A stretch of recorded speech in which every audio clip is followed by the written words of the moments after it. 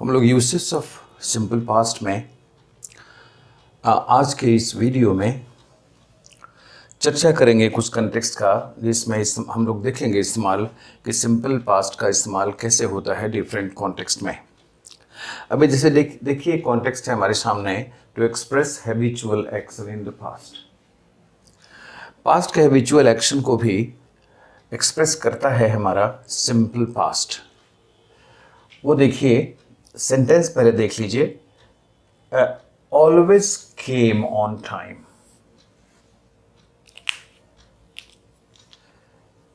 Habitual action है।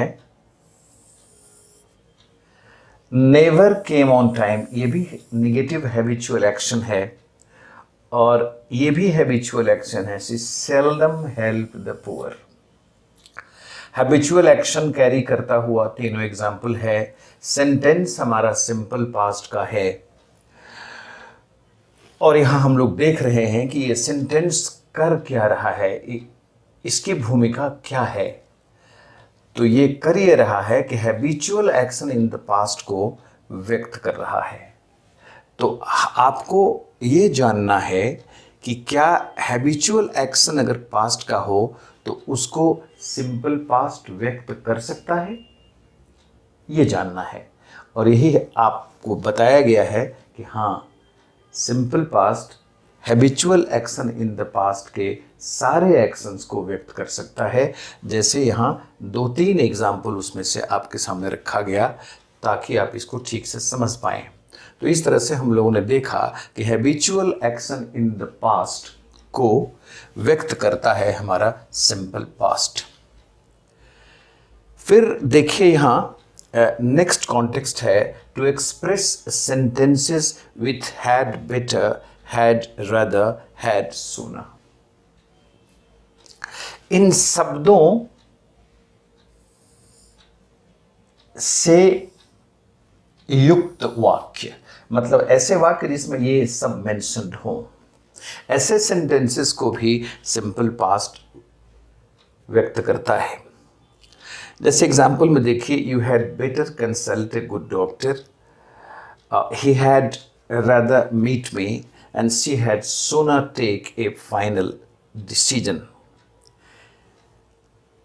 इन वाक्यों में पहली बात कि जो हैड है ये है हैव का V2। जैसे हैव के बारे में अमूमन स्टूडेंट्स को कंफ्यूजन होता रहता है। हैव के 2 स्टेटस हैं ग्रामर में। एक तो हैव हमारा वो हेल्पिंग वर्ब है, हैव, हैज, हैड। एक तो उसका ये स्टेटस है हैव का। लेकिन एक हैव का दूसरा ग्रामेटिकल स्टेटस ये है कि ये हैव मेन वर्ब भी है। और मेन वर्ब जब ये हैव होता है, मेन वर्ब, तो ये V1, V2, V3, V4 और V5 ये पांचों रूप में इस्तेमाल होता है हैव। अगर मेन वर्ब है तो V1 तो जैसे हैव हो गया, V2 हैड हो गया, V3 हैड हो गया, V4 हैविंग हो गया और V5 हैज हो गया। मतलब जैसे और मेन वर्ब के 5 फॉर्म्स होते हैं मेन वर्ब के, इस तरह से जब हैव मेन वर्ब के रूप में इस्तेमाल होगा तो उसके भी 5 रूप होंगे। तो इसको आप देखिए कि ये हैड हमारा अगर ये हेल्पिंग वर्ब का हैड होता तो इसके बाद V3 आता। लेकिन आप देख रहे हैं यहाँ हैड के बाद है V1, यहाँ हैड के बाद है V1, यहाँ हैड के बाद है V1। मतलब ये हैड हमारा कौन सा रूप है? V2 है। V2 जब है तभी ये हो सकता है V1। अगर ये V2 नहीं है, V3 है, हैड देखिए वहाँ हैड V3 भी है। तो अगर ये हैड V3 होता तब यहाँ हमेशा V3 ही इस्तेमाल होता, क्योंकि हैड अगर हम वो हैड लेंगे तो वो हैड हमारा क्या होगा, अपने आगे क्या लेता है वो मेन वर्ब का फॉर्म V3 ही लेता है। जैसे I had gone, I had written, I had talked, I had mentioned, I had written, I had spoken. तो वो हैड कौन सा हैड है? ये हैड है V3। तो जब V3 होगा तो हैड अपने आगे कौन सा रूप लेगा वर्ब का? V3। यहां कौन सा रूप ले रहा है? हैड। हर जगह ले रहा है V1 है ना, V1। इसलिए ये यहां क्या है? ये हैड हमारा V3 नहीं, हैड हमारा V2 है। तो ऐसे sentences had better, had rather, had sooner, ये सेंटेंस ग्रामेटिकल रचना के हिसाब से तो सिंपल पास्ट का है, लेकिन ये मीनिंग देता है प्रेजेंट का। ये मीनिंग क्या कैरी करता है? प्रेजेंट। ये प्रेजेंट टाइम व्यक्त करता है, इसको ध्यान रखना है। और इसको भी हमारा to express sentences with had better, had rather, had sooner, इसको भी एक्सप्रेस करता है हमारा सिंपल पास्ट, जो यहां करके आपको बताएगा। और इसकी जो अंदरूनी ग्रामर है उसको भी हमने आपके सामने स्पष्ट करने की कोशिश की। अब जो इस वीडियो का जो जो जो जो, जो लास्ट कॉन्टेक्स्ट है to express position in the past, उसको भी देखिए। India had a great amount of gold, had. फिर he had a large house, had. फिर I too had a car earlier, had. अब ये जो हैड है, इसको देखना है कि ये कौन सा हैड है।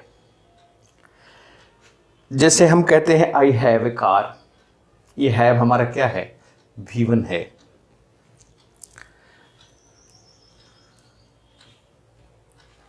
यहां जो हैड का रूप इस्तेमाल हुआ है, ये सब V2 है।